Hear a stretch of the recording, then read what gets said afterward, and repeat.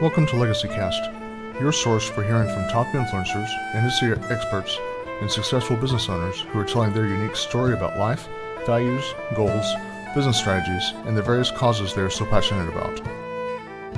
Future generations will come to be impacted by what is happening today, whether positive or negative, and our mission is to focus on what is going to affect change for the better. Hosted each weekday by James Snow, a former U.S. Army combat medic, now founder and principal advisor of James Advisors Group, a full-service financial planning firm in North Texas. This is Legacy Cast.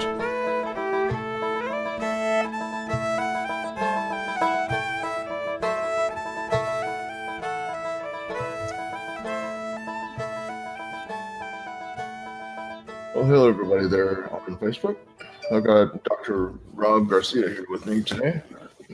And I've been wanting to have Rob on here for quite a while. We've been sort of doing the back and forth phone tag thing. His schedule is super busy. So it's a on here. I'd like to welcome on here, Rob. Thanks for having me, James. This is definitely something I've wanted to do for a while. Super excited. Cool, yeah. And like I say, it's an honor to have you on here. Certainly a pleasure. It's good to get you to slow down a little bit and sit down here for a live interview. It's kind of special to do a live. I don't usually do that. I'm not a camera material, so I don't do too many lives, I guess. But I get to get into the content for the program for all of our viewers and listeners. When it comes to legacy, that's sort of the content that everybody knows me about. I'm the legacy guy, and when you're looking at legacy, what does that mean to you on a personal level? Obviously it means 100 different things to 100 different people. So when you think about it, what's the first thing that pops in your head? First thing I think of is lasting impact and the effect you have for generations. You look at great figures in history like Rockefeller or Edison, Tesla, people that make contributions in society that are still beneficial to people even today. That's a legacy when people will look upon your achievements and your life with reverence. I think that's what legacy means to me. That's awesome. And I like how you're putting that because it really is a multi-generational thing. When I'm talking to people, it's, what are you doing today that's going to make a difference in other people's lives, in the world? Things that it's like your story being told your way about what you care about, what you're passionate about, the things that you love, the things that you've created, the problems that you've solved, so that many generations from now know who you were. And it gives you a chance to tell that story your way. And so I'm glad that you were mentioning, the reverence and the generational effect, because really you're creating a legacy regardless of what you do, good or bad. And so when you're doing bad things, you're just creating a bad legacy. When you're doing good things, it's a good legacy. So where are you spending that coin? Where are you putting that energy in, and what are you doing? When you think about your legacy and its impact, would you say that that's something that's important for people to actively think about? What they're doing, making deliberate choices in their legacy. I think it's something that is important, but not everyone has that same ideal. Not everyone cherishes the concept of legacy as with the same importance, I should say. Like there are times when I think about it, and other times when I'm just kind of trying to live for the day. But really, I think it's a matter of striving to be great. And I think that people that consider their legacy as something that's like a bucket list item, I think those are the people that are more highly evolved. Rob's opinion, because they're thinking bigger picture and they're thinking selflessly, and they're thinking about the impact on future progeny. They're thinking way out, whereas majority of people are just kind of thinking about today and maybe tomorrow. Mm-hmm. Now, when you're looking at legacy and your plans, we'll take the business side of it for the moment. How do your views on legacy actually impact what you do on a business level? Well, I wanted to create a permanently lasting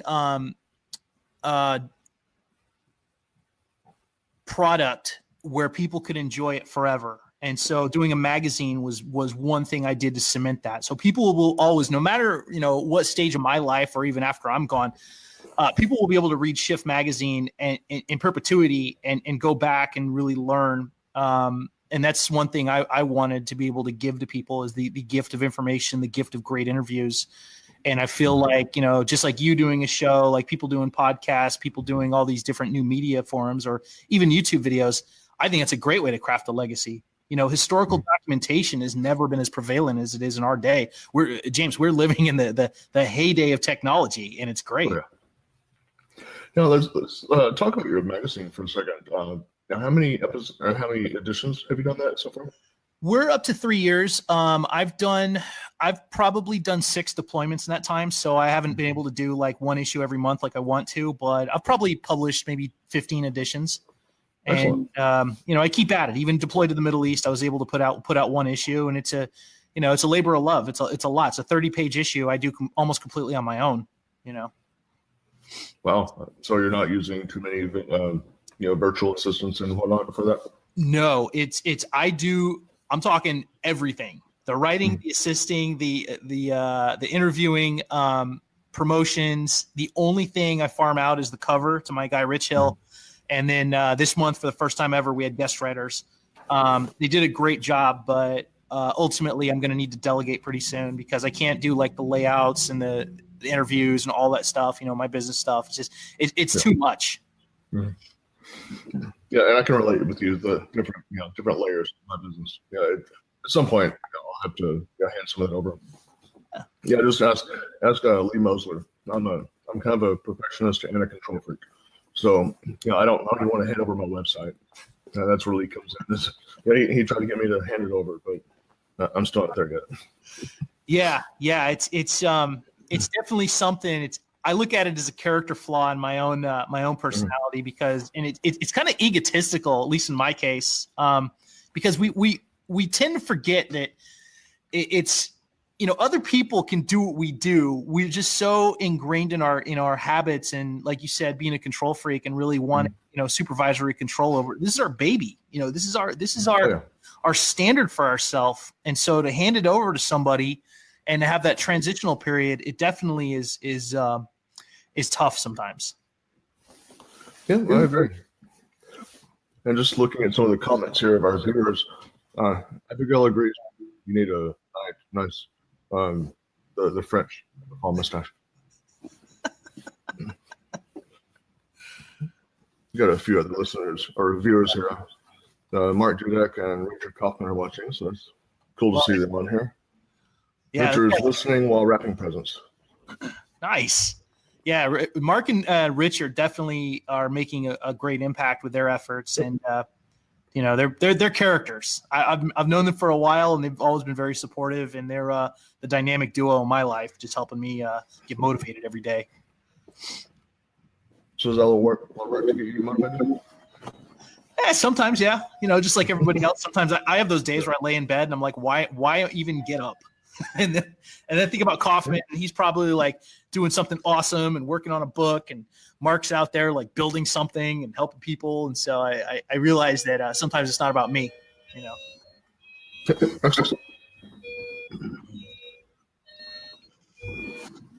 So as a CEO and entrepreneur, what would you say maybe a couple things are that still keep you up at night about it? Right now, it's at that point where I'm trying to expand, and the money's good, but the money isn't stable. Mm-hmm. Just like a lot of people, there's a certain breaking point that what Malcolm Gladwell calls the tipping point, where you've reached financial stability, so you don't have to worry as much. And I'm still kind of paving the way there. It's feast or famine.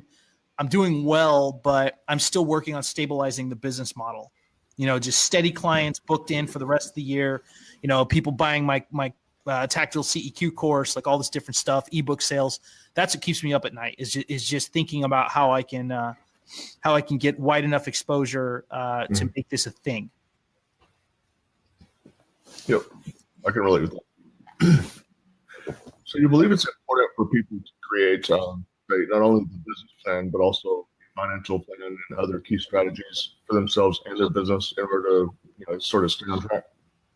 I'm Rob, the Warrior Strategist, baby. Like strategies are my bag, and at least once a week I sit down. I have a strategy session, and I draw a lot of diagrams. I use a lot of pictures. I use a lot of timelines, graphs, milestones to keep myself on track. Daily taskers leading to weekly goals. So absolutely.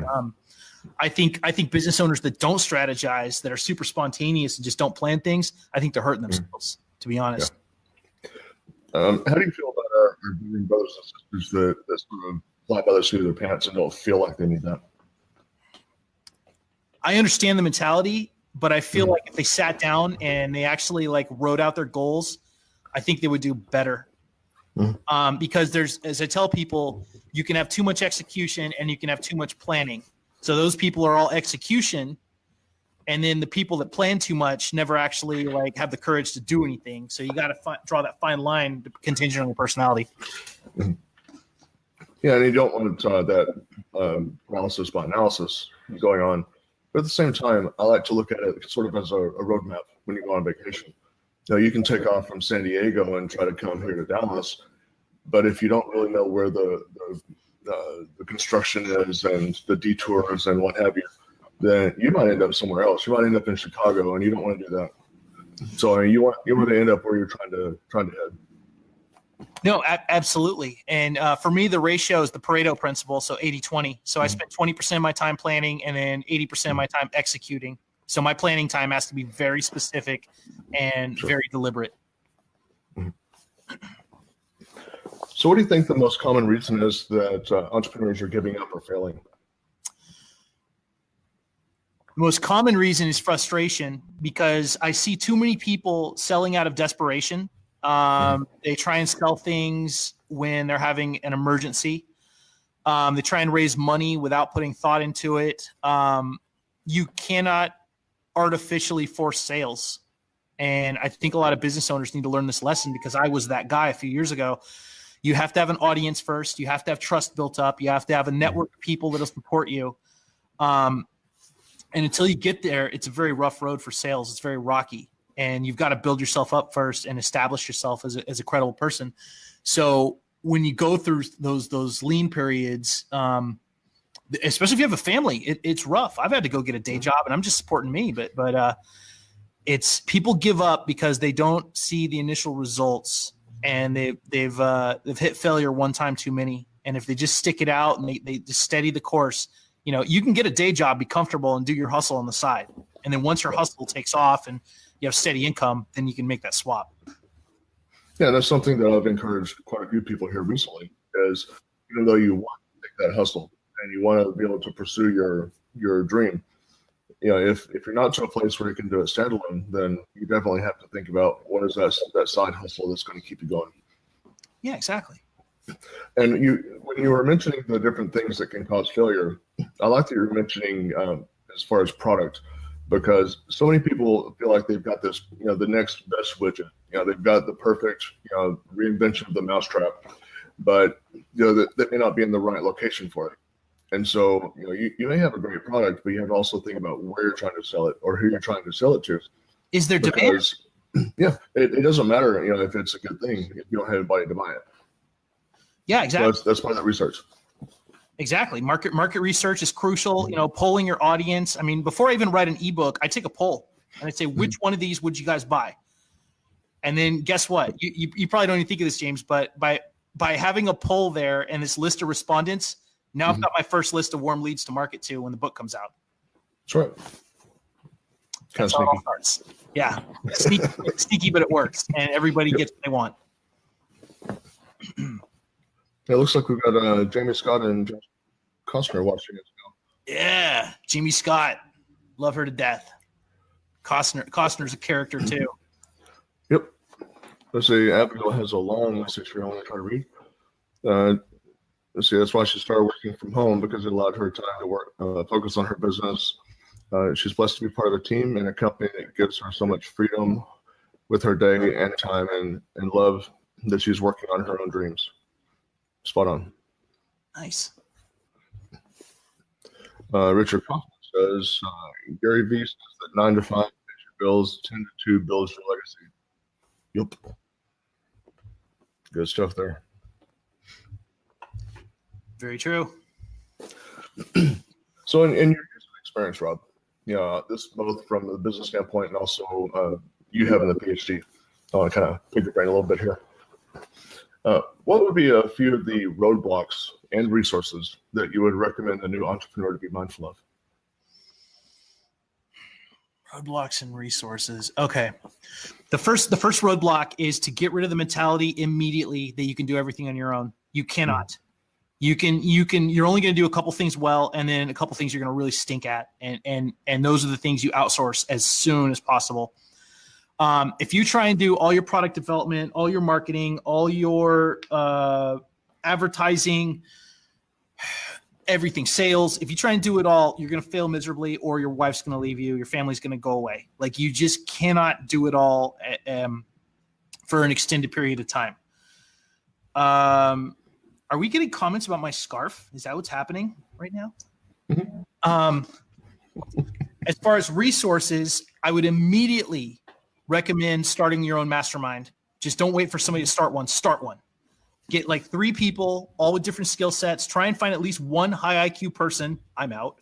And have them join, because you need accountability partners and you need people that can pool resources together with, right? It's vital that you're getting outside opinions and views on what you're doing, and other people's opinions, because you need another set of eyes, and that's very important. So those are the big ones. As far as like veteran entrepreneurs specifically, we are trained as veterans to solve problems. We are trained to tough out things, but unfortunately, that mindset makes it very hard for us to ask for help. And so the number one thing I tell veteran business owners is to learn to ask for help. And this was, something I had to teach myself. I was like, oh, I'm a PhD. I can figure it all out. No. There's a reason we have specialists. There's a reason that people have aptitude. There's a reason we take the ASVAB. It's because we all have different skill sets, and we need to, link up with people that can help us.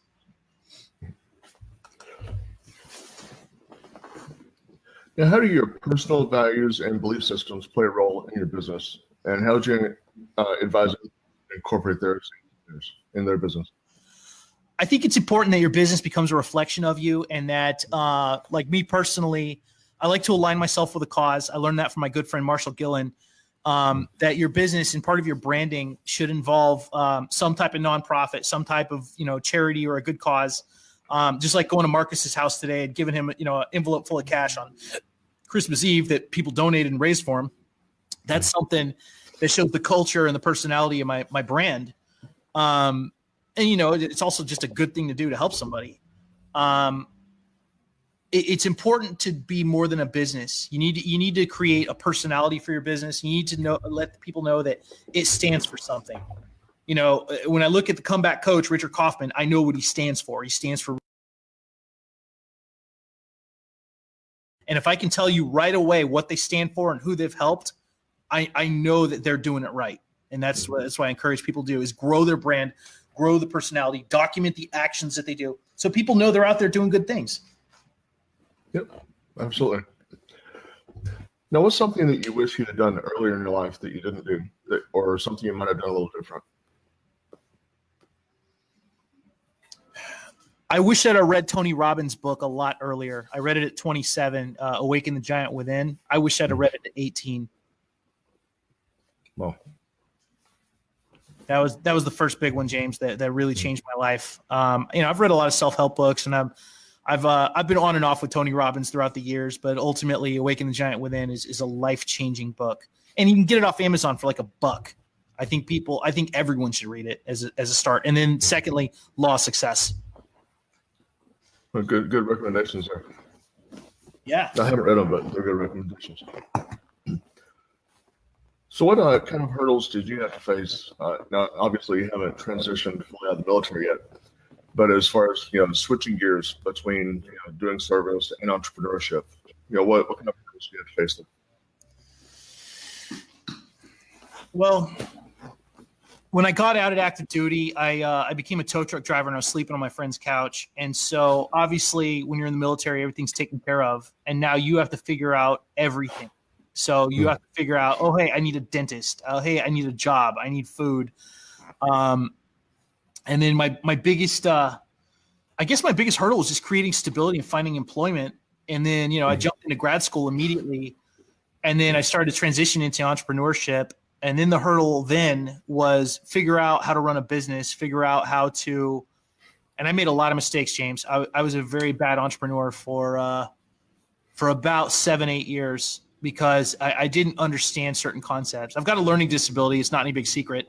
And it keeps me a lot of times from asking for help. And it keeps me, I'm very one track about certain things. So at times I have to look past that, and I have to look past the craziness going on in my brain and say, hey, I need to talk to other people. I need to ask for help. I need to find out why my business isn't working. We had a comment, kind of rewinding a little bit from something earlier. You're talking about the book, where Abigail was asking how that book changed your life. The way the book's written is it has a lot of real world examples. For example, he talked about Michael Landon, and Abby's too young to know about Michael Landon, but James and I have been around the block a little bit. We remember Highway to Heaven and Little House and Bonanza, if you're real old school. But Michael Landon, apparently was an athlete as a kid, had really long hair, but he had a domineering mother who like really made his life miserable. And she used guilt and manipulation to keep him from having any confidence or self-esteem. And so Tony just talked about Michael Landon's life and his early life and how his mom belittled him all the time. And then he overcame a bunch of hurdles to become this award-winning actor and talk about legacy. Michael Landon's, legendary in the acting community. But anyway, the book just talked about that. And it talked about a lot of inspirational people that had gone through a lot of things. And then it taught some basic mindset techniques for developing a stronger mindset.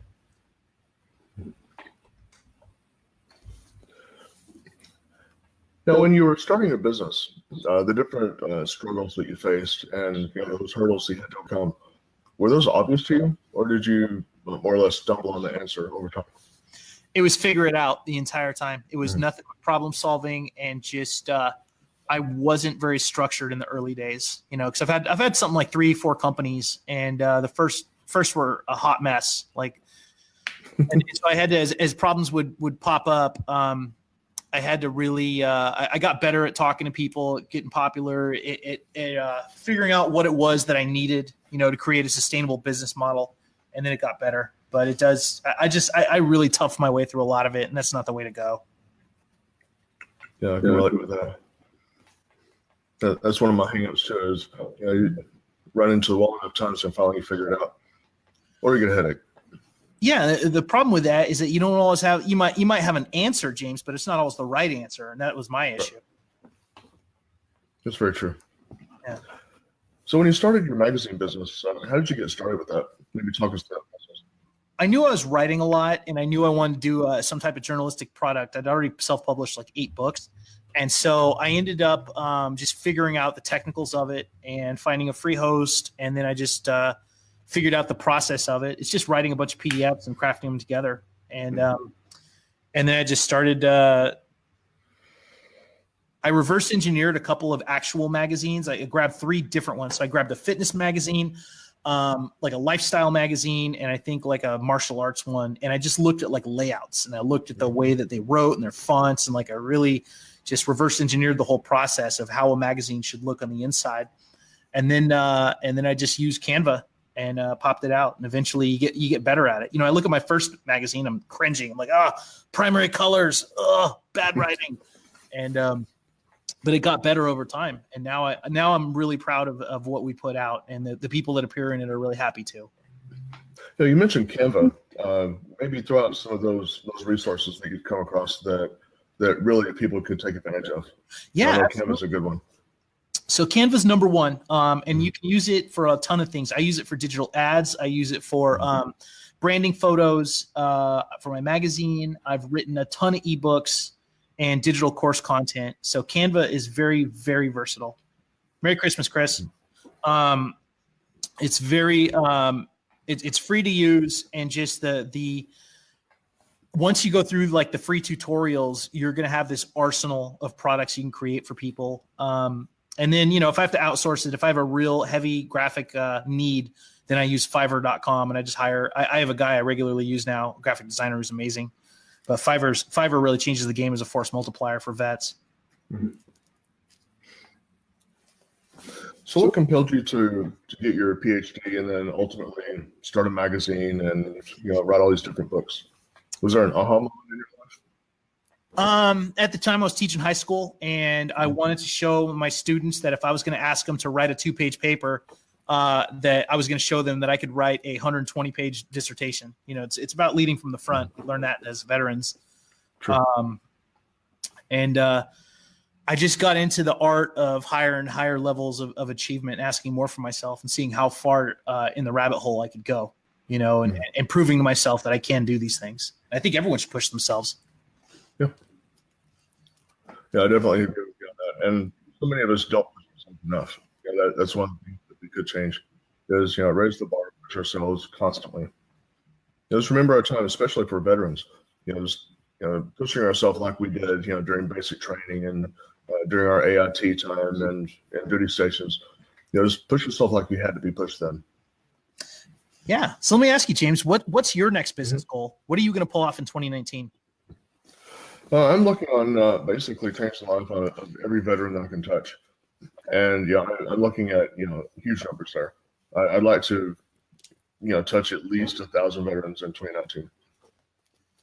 Yeah, you're a known guy. I mean, I think you have some awareness about your reach and your popularity, but for some of us that are a little elevated and have followings, like we see each other's names pop up. Your name pops up a lot in my circles, and it's just I think it's really cool. That's why I'm glad to do the show. But never forget that. Never forget that you have an audience, and you don't always know this, but people talk about you in a good way, so far, and they really hold you in high reverence, and it's a big deal when you get there. So I appreciate that. Rob's 2 cents. But yeah, that's what my 2019 goals are, is just touch as many people as possible and create those legacies for people. It's something that is not only a personal belief system, but it's a faith system for me that people should have that legacy. And our commandments in Scripture, which I'm a person of faith, and so we're commanded to leave that legacy for at least 3 to 7 generations. And so that's what I'm shooting for. Love it. It's great. Yeah, so someday you're going to have great grandkids that are going to know about you, because I'm not going to let you off the hook. I just have to do that French pedophile mustache. Otherwise, you're going to be single forever, man. So is there a profession other than what you're doing right now that you'd like to toy with? I'm really happy doing what I'm doing. I'm a magazine owner, a writer, and a personal business strategist. So this really is my dream job, because I don't have a boss. I get to be creative, and the things that I do for clients usually works out really well. We sit down, we map out a strategy. The results I've gotten have been pretty strong. My buddy Steven came over, and Steven, as you know, is starting the Business Doctor TV show next month in San Diego. And he came to the Facebook Live here, and he had 10 slots to sell, and he was expecting to sell 2. We sold all 10 in 40 minutes and had like 4 left over waiting, people on the waiting list. And he was amazed. And that's just the power of my network, the power of my audience. But that's a result for somebody that I can achieve, And so ultimately, I'm really excited that I get to help people to achieve their dreams. It's the greatest feeling in the world. So what kind of projects do you have going on right now that you like to sort of do a shameless plug for while we're on live? Right now, I'm working with Dennis Cohen on the Spoils of War and his unique gift box service. So we're doing some restructuring. We're getting more veterans to join up with goods-based products and some services. So we're doing that. I'm working with Steven on his TV show to get him more media, more coverage. Manny Wolf and Juliet Tangen from San Diego are doing a giant event in January, so I'm helping to cross-promote that as well. So that's it, man. Just helping these great entrepreneurs out to get these things up and running. And I'm very grateful for all of them. It's been amazing. And then I have a couple of people I'm working with in January, and I'm still kind of developing those proposals. But I'm just excited, man. This is such a great time to be alive, and a great time to help people and create a legacy. Yeah, absolutely. So what would you say your greatest character strength is, Rob? My greatest character strength is resilience in the face of adversity. Everyone in my family is an alcoholic or a drug addict, just about. My mom had a severe drug addiction before she passed away, and I have a learning disability, and I've been very, very poor a few times in my life, and I never gave up. I never adopted a victim mentality. I was sad and depressed for a while, but I never turned to drugs or excessive alcohol use or anything. I never hurt anybody. And I did my best to be resilient. And that's what I really want to, I want people that hear my story to be inspired and to know that they have a purpose and to know that they can do anything they want.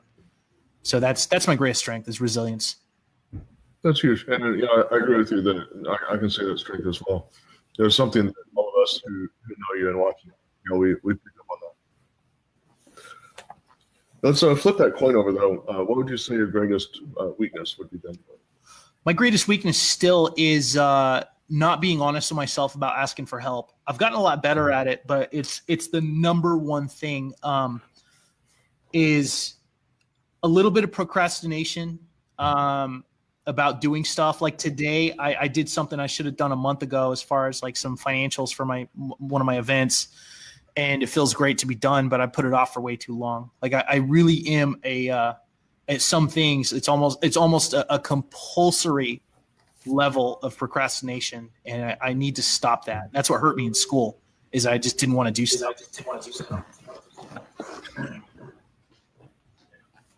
So where would you say you get your best ideas? I create a creative period within my brain by taking a cold shower, popping 2 alpha brains, and then going for a run.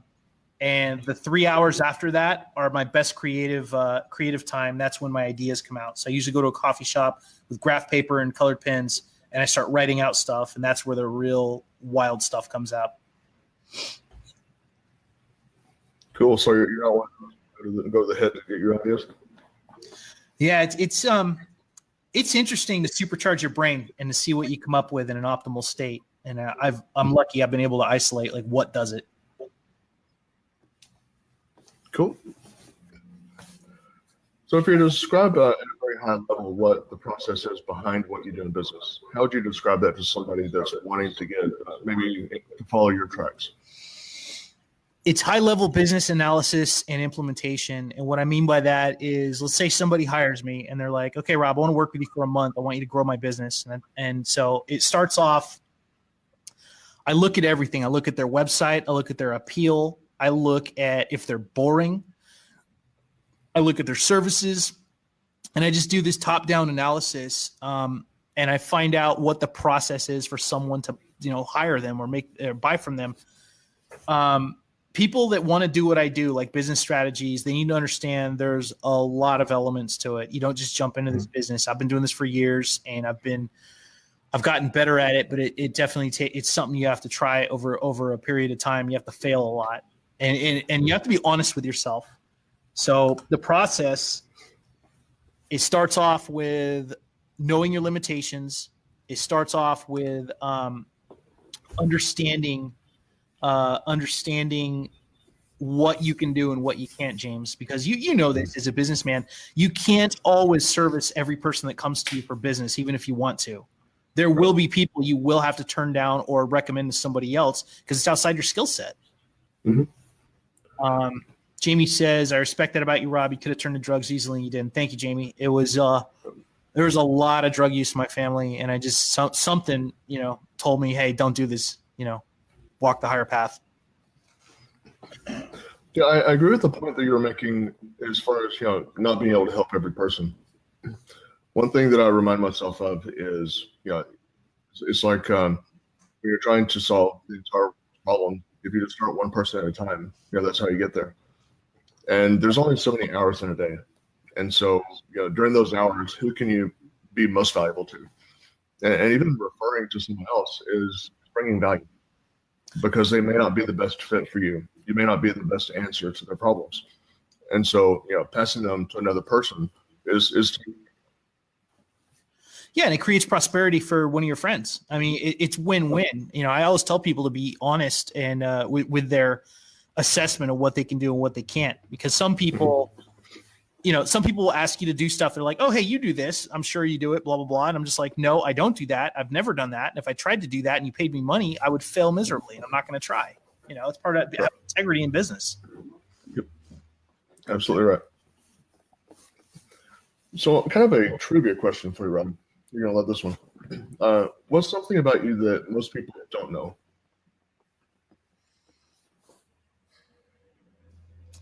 I haven't had a girlfriend in 10 years. Uh-oh. There you Yeah, I hear you. Plenty of candidates, but let me explain that. Plenty of applicants, but I'm very selective in my candidacy. But I'm one of these weird guys that has very strange relationships, and I'm kind of a character to deal with. So, yeah, I've been a long time bachelor, and that's why I've been able to get a lot done. Do I want to date somebody? Absolutely, but they have to really have it together, and they have to be fun. They can't be someone that's going to come in and want to change everything. I have a lot of freedom in my life. It's hard to give up that freedom, James. You need to check out some of the here in Fort Worth. Hey. Yeah.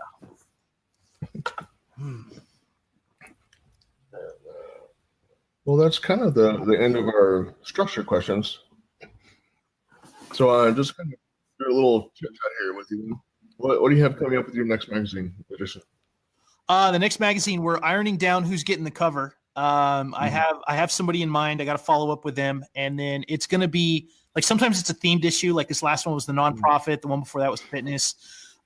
We are going to have the business issue coming up after that one, and we both know who's going to be on the cover. They are a very, very respected high-level business person in Europe, an American Army vet in Europe. Married to a much younger, very attractive wife. And for those of us on the inside, we all know who this is, but he's going to get the cover. But the next issue is going to be kind of the grab bag, just a little bit of everything. We're going to review a couple podcasts. We're going to have an influencer for the cover. And then I'm still kind of putting together the content. So it's still kind of formulating in my mind. Cool. And you just recently had a thing with Manny, who was also a guest here on my program. And are you going to be having one of those going on with him? Yeah, right now, the reason I'm not doing it, I was originally supposed to do this one he's doing in January, but I just had too many projects lined up, and I couldn't give him 100%. And it was nothing personal on Manny. I love Manny, but I just couldn't commit to something with everything I got going on right now. And I was trying to get the magazine done, and I was just very busy. But in the future, I will definitely do another event with Manny Wolf. Our first event was amazing, and it changed lives, and it was powerful, and we pulled off a lot of cool things. So yeah, absolutely. And that's actually where you met the gentleman that you were with this morning, right? With that program. Yeah, I'd met him at Clever Talks, and then we got him his ticket, and then he attended the event and told us his story, which was just wild. Purple Heart, decorated Marine. But yeah, that is the beauty of me and Manny's event, is that it brought so many people together that help each other in business, and it creates these bonds. So I encourage everybody to try it, to throw an event at least once. Just try it.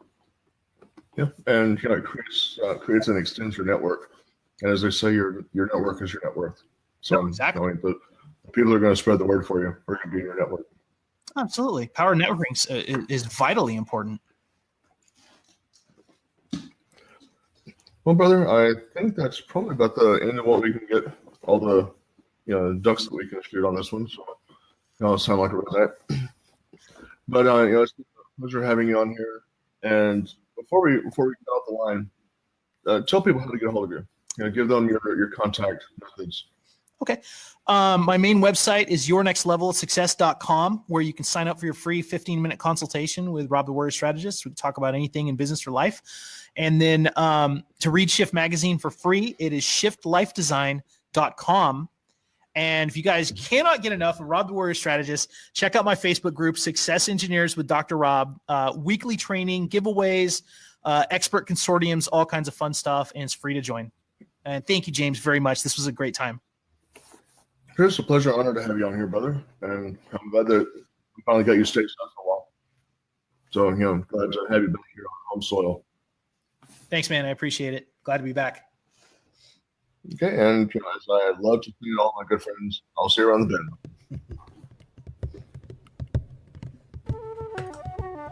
You've been listening to Legacy Cast.